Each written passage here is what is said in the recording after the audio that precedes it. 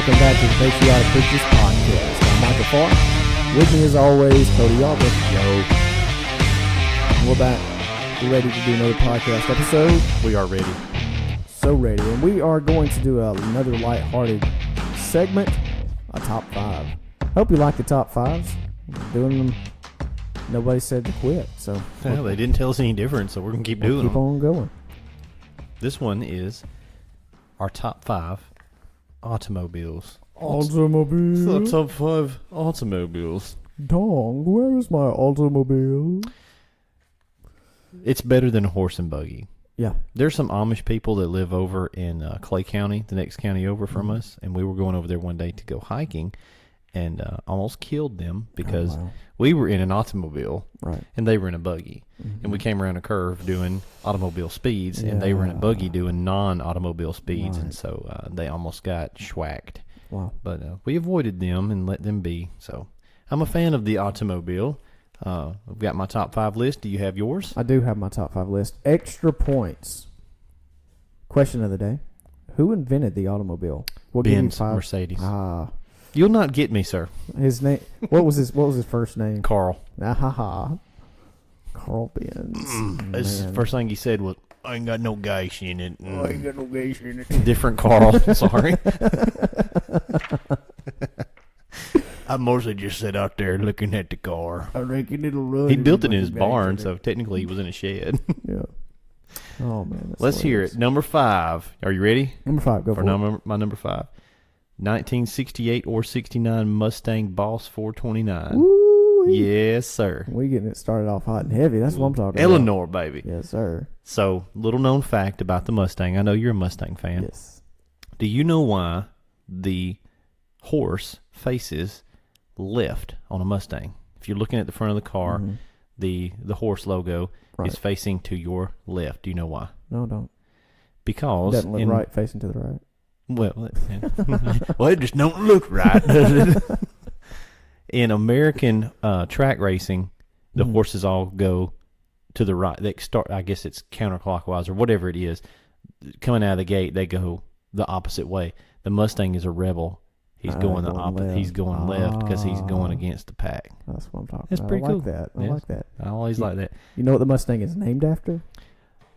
No, I don't. The P-51 Mustang. It's not named after the animal. It's named after the plane. The plane. That was a good plane too. Yeah. I say that like I had one. It's a good old plane. I always like it. I hated to crash it. Insurance wouldn't cover it. Said it was my fault. Should have had State Farm. I hit an Amish guy in a carriage getting pulled by a Mustang. Oh man. Lord. That's all right. hilarious. Let's hear your number five. My number five, 1970 Plymouth Hemi-Cuda. Oh, man. That's a good number five. Yeah. I would paint this car bright orange or, like Dukes of Hazzard orange. Yeah. Or like a deep purple. Oh, it'd be nice. Deep purple. Yeah. Would you have that playing? Yeah. Smoke on the Water we playing. would go right with the car. You have to. You got to. But yeah, 1970 Plymouth Hemi-Cuda. Another favorite Plymouth of mine, a Plymouth Fury. Yes. Little known fact, Moses left Pharaoh in a Plymouth Fury. The Bible says he left him in a Fury. It was a Plymouth. Well, I'll be in one accord in heaven, so that's great. That's what the apostles were in. They were in one accord. Made a downgrade. They were all Mexicans. Or Shriners. Keep piling out of the thing. Oh my goodness! But yeah, that's a phenomenal looking car. It sounds great with the Hemi in it. They ain't nothing like it. Yep. That's a good number five. All right, number four, Hummer H1. I always like the military style Hummers. Of course, they're not really good vehicles. If you talk to military guys, they don't really like them. They get a half mile to the gallon. Yeah, they actually get gallons per mile. But I really fell in love with the Hummer H1 in that classic movie, The Rock. Oh, yeah. With Sean Connery. But there's a scene where Connery commandeers a Hummer, and he's running across San Francisco, San Diego, whatever town they're in. And he's just crashing this H1 through the town, hits a trolley and knocks it off its track and just crashing through walls. And you could tell that like they was a big budget film, but the Hummer never sustained any damage because it was all fake. So like at the very end, it didn't have a scratch on it because they couldn't bang it up. So I was like, you did have a budget. Yeah. You couldn't tear up a Hummer H1. It was cool. You stole my Humvee. My mom back pre-2006 wanted or 2008 or whatever. She wanted a Hummer H2. Yeah, buddy. Until gas prices just shot up. Now you couldn't pay her to own one, but she loves the H2, man. Miss Becky also has a side career in rap. Yeah, she wanted one with sparkly paint and spinners. She wrote our Christmas play. Our Christmas play this year at church is West Bethlehem. It's to the tune of Fresh Prince. Oh man, the playground mangers where I spent all most right. of My day. number 4 is sticking with 1970 Dodge Challenger. Oh yeah, yes sir. I as you can tell already, I like that. I like that build, and I do like the classics. Yeah. Dodge Challenger. The new ones look good only because they look like the old ones. Mm-hmm. Man, that's a good car. Yeah.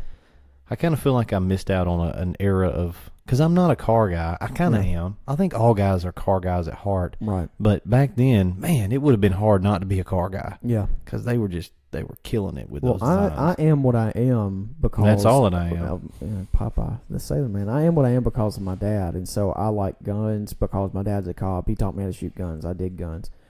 I like John Wayne and westerns because of my granddaddy and because of my dad, because they would not pay for cable, and so all we did was watch VHS tapes, and so I watched John Wayne on a loop.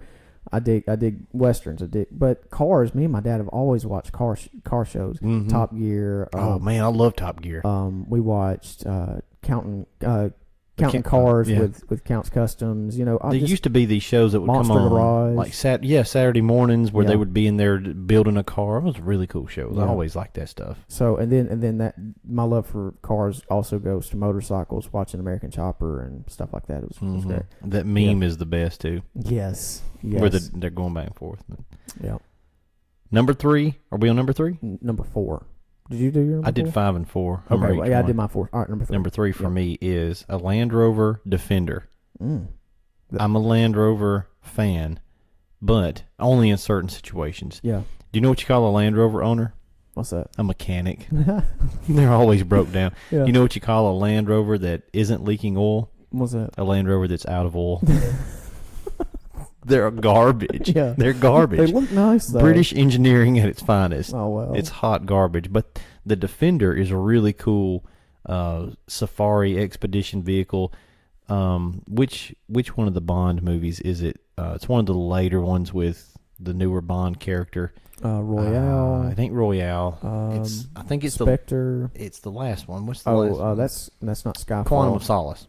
No, that's not the last. No, it was Skyfall. It was Skyfall. Skyfall. Okay. At the beginning of Skyfall, there's a Land Rover Defender in there that in the opening scene, and it's the best looking one I've ever seen. Land Rover makes some, when they work right, they're really cool off-road capable vehicles, but they don't hardly ever work. But the Defender is a really cool one. You can't get them in the U.S. because of our emissions laws. They caught a Land Rover Defender getting imported illegally a few years ago, and they're about $100,000, and they smashed it. They crushed it in a crushy thing. What do you call those? The crushy thing. We'll go with crushy thing. Yeah. My brain is tired. That's what it says. Yeah, crushy. Yeah. A press, a big smashy thing. Right. I still ain't coming up with it. Yeah, you know. But they put it in the big thing, and they pushed the button and just smash. It was so sad. Like a can, they just mashed it down. But that's my number 3, Land Rover Defender. Gracious. Well, my number 3, and you've already mentioned a Mustang. So it was 1967 Mustang GT 500. And I guess I'll go ahead and claim that as my number 3. So we got 2 of those similar. Yeah, I'll mention a couple more of my honorable mentions to kind of make up for it, but that's my number 3. Well, my number 2 is and this was hard between 2 and 1 for me. Number 2 is a Toyota Land Cruiser. That's my favorite car probably of all time, but it's number 2 on the list for a reason. If I could afford one, that's what my wife would be driving. That is a luxury vehicle. But the thing about Toyota, of course, is legendary reliability. The Land Cruiser is They're big, beefy SUV, but it's compact enough to take it on overlanding trips. The overlanding community is full of Land Cruisers for good reason, because they're so reliable. And they're luxury too. But a cool thing about the Land Cruiser, they're not even built at the regular Toyota plant. They're built at their own facility, and they're designed to go 300,000 miles in a third world country. Wow. So that's why they go typically 500,000 miles before really anything major goes wrong on them, because you're keeping up with stuff in the U.S. Yeah. So if I could have any vehicle, just one vehicle, and I could just go buy it, they're about 100,000 new, but like right now you could get a 2016, which is the latest body style upgrade, for maybe 55, 60, which is still stupid. Yeah. So hopefully when those come down to the, upper 30s, I might can swing one, but don't tell Dave Ramsey. Well, my number 2, I'm keeping it classic, 1963 Chevrolet Corvette. Oh. They did a split window that year, and I dig the split window. Not many people, well, I can't say not many people, but a lot of people don't like the split window in the back, but I dig it. I dig the look. So 1963 is, in my opinion, the best year of the Corvette. 68, 69 was a good year. 73 was a good year. I sent a picture of that to my dad today. That was a 73 Corvette. White, all white, was my favorite Hot Wheels car, and I found one today in Tucson, Arizona. Somebody selling for $15,000, and I'm like, $15,000 for a Hot Wheels car? I might. If I had $15,000 just to blow on something, I'm in the wrong business. I go buy a grown-up Hot Wheels car. I mean, it's just a solid white 1973 Camaro, and it not Camaro, Corvette. Wait a minute, the Hot Wheels car was $15,000? No. Okay, No. okay, I'm coming back down off of it's my. It's a real car. Oh, okay. It's just the big boy version of my favorite Hot Wheels car. That there was a $15,000 Hot Wheels car. I was about to have a real big If problem. there's a $15,000 Hot Wheels car, I've got one in mint condition at the house, so I'll be selling it. But no, it's the big boy version. Okay, that's better. But my favorite of the Corvettes is the 1963. Solid car. Yeah, it's I'm not so a big nice car guy of olden day cars. I like them, but I don't know a lot about them. Yeah. You just come hang out at the house with us. Yeah. A good bit. I could talk about some newer cars that I like, and I may do that in my honorable mentions, but I'm going to give my top 5 list first. Number 1 vehicle for me on my list is a 94 Toyota pickup, done up right, ISIS style, with a machine gun on the back and 3 or 4 guys, piled up in there with AKs, and they're headed to the Aloha snack bar. That is my. So my first vehicle was a 94 Toyota 4-wheel drive that my dad had bought brand new, and he gave it to me. Didn't have, the motor was shot in it when I got it. I had to put a new engine in it. But literally, if you could pull me up right now in my driveway, a reasonable condition extended cab version of that truck, or the Tacoma I've got out there right now, that's a nice Tacoma, I would swap you. Wow. That truck is legendary. You cannot kill it. Top Gear tried to kill one time. Older Top Gear episode. Yeah. I love the show Top Gear because Jeremy Clarkson once punched Piers Morgan in the face and walked out of a ball, and that alone is worth it. But they took a Toyota 9345 Toyota truck. They drove it through an RV. They hit it with a wrecking ball. Golly. They parked it in the ocean and let the tide come in and submerged it. Drug it back out, cleaned it out, drained all the salt water, and fired it up. God, they set it on fire. Have you never seen this episode? I've never seen this episode. They set it on fire, and I don't mean like a little fire. Yeah. They burned it down, and it was still running. It's in the Top Gear showroom, backed up on a rock. If you ever watched the older, 4 or 5 years ago Top Gear. Right. Dude, it was crazy. They couldn't kill it. They dubbed it like the legendary beast or something. They could not kill it. That engine in that the 22R 4-cylinder engine is nigh indestructible. Yeah. So just from a reliability standpoint, those little trucks they're really cool. That's insane. Mm-hmm. Well, my number 1 is a 1968 Chevrolet Camaro. You did keep it classy. Yeah, all the way. My honorable mentions are even classy, but I'm gonna have to throw up some newer. We've got quite a spectrum here on my side, and all yours are just cool cars. 68 Camaro. Yeah, 68 Camaro. If I could have any car in the world today, '68 Camaro. That's a good choice. Solid black. You know what they say. What's that? I know what they say. I just wanted to see if you'd say it. Exactly.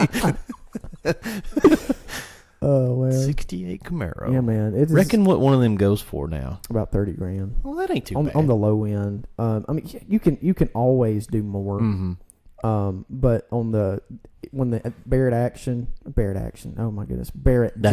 That's a rifle.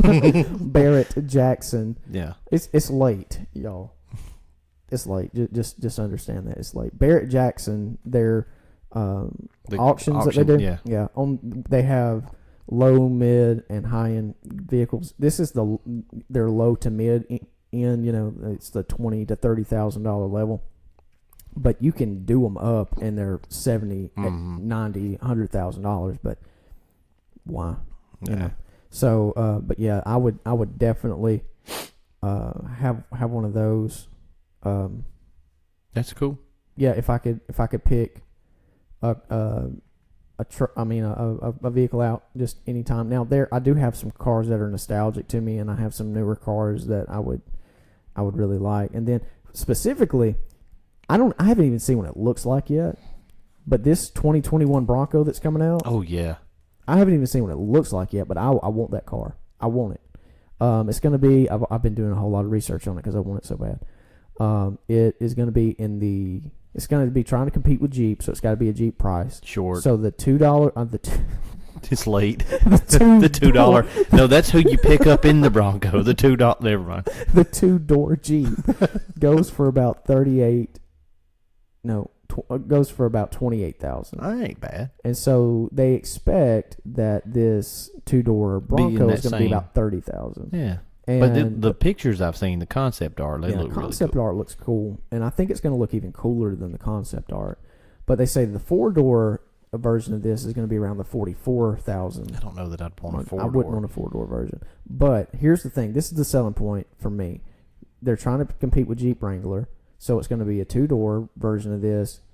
It's going to be on the Ranger Raptor body, so the chassis from head to tail is going to be, I think they said, about 144 inches. What is that in metric? No, I don't care. We don't care about that in America. Yeah, we've got one listener in Great Britain, and they can go and. Sorry, you had to do the conversion. We love you, but you got to do conversion. Yeah. But yeah, I haven't even seen. But they're gonna have removable doors. As they should. But check this out. The patents on the thing. They have put several patents out there, so you can find the patents, but you can't find what the Bronco looks like. They're being very secretive with it. The sneakiness. Yeah, they say it's going to be classic, and they're promising it's going to be classic. So I'm all in.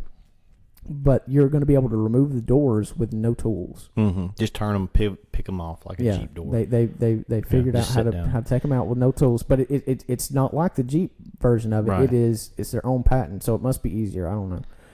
But also they're going to have a removable top. Well, I heard that, I've read something that when you take that top off, there's like a latch thing that disassembles the top, and up under it says Epstein didn't kill himself. Ah, nice. Worked it in. Nice. Where That's I told great. you I was like, working. Where's he going with But there are going to be several options for this that I can find. It looks like on the patents that on one version of it there's going to be a mesh where, like it'll catch, I don't know. Then one version, it's weird looking. It looks like it might come out and there's 2 staves that come down, like it might be a little awning that you can sit underneath. And then a shower curtain comes down so you can change. Oh, they're marketing the overland stuff out of it now. Yeah, they're just going with all kinds of stuff. And then so I'm really sold on it, especially. And then I saw they took a racing Bronco, a 2021 Bronco R, to some off-road race, and I looked at it and it looks nice, but you can't quite tell. So I'm excited about it. But I'm a fan of the old school Bronco. I like the Bronco 2 back in like 1986 and 1990. That Bronco 2, I'm a big fan of that. But let me posit you a question and see what you think. Okay. If you had to drive one of these 2 cars, now these are not good cars, but if you had to drive one of these two, which one would you pick? A Prius or a Pontiac Aztek? Oh dear.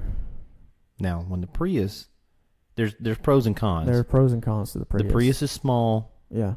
fuel efficient. Right. The Pontiac Aztek is bigger and stupid. But when you drive it, it goes, I'm gay. Yeah. No. When the Pontiac Aztek goes by, I don't know what it does. I can say that because I'm from Alabama. I'd probably walk. I hate both of those cars. Oh man, I would probably, because of the stage of life I'm in right now. If somebody just wanted to give me a Prius, I would drive it. Oh my goodness! If somebody, I would not buy it. You do drive a lot. If somebody wanted to, I drive so much. You would not buy it. I would not buy it. But you said drive, not buy. That needs to be an episode topic. I would not buy it. Yeah, I would not buy it. All right, here's my honorable mentions. All right, go for Got it. 2 honorable mentions. Okay. Aston Martin. Classic Bond car. The one from Goldfinger. I don't know what model that is. The Aston Martin DB1 or what? DB1's the new one. The Goldfinger. Yeah. Man, that thing is They're so sick, man. What's the other one? A DeLorean. Yes, I almost put the DeLorean on there. Just because of the movie. DeLorean DMC-12. Man. That's the model, DMC-12. DMC-12 DeLorean. I'm Great Scott! telling you what, it is a terrible vehicle. It's horrible. It is a terrible, terrible vehicle. The only reason it's cool is because of Back to the Future. And that's enough. But man, it would I'd be like so to have cool to one. have. It'd be a neat, just something to have. Yep. I love that movie. I'm just gonna rapid fire a number of vehicles. 1970 AMC Javelin, 1987 Buick Grand National X, 1970 Dodge Dart 426 Hemi, 1969 Plymouth Roadrunner, 1970 Chevrolet Chevelle, 1970 Oldsmobile Cutlass, 1977 Pontiac Trans Am Bandit Edition. Then here's where I'm getting anywhere between 1992 and 1999 Ford Ranger. Really? Yeah. You're a fan? I'm a fan. Those are some neat little trucks. Just a little tool around truck. Or an S10. Hold on. Small little Chevy. I have been working on this for years. Yeah. My goal in life, my only goal in life, people get saved, they do, they don't. Right. My goal in life. Terrible. I'm just kidding, guys. Come on. Oh man. I want a early 90s S10 blue but faded, and I want to put it up. Yeah. And when I get old, I want to get it back out and get it running, and I want to drive to Burger King early in the morning. I want to have a pearl button shirt. I want to have there's two I could, a Dowie Building Supply hat or a small town bank hat. Yeah.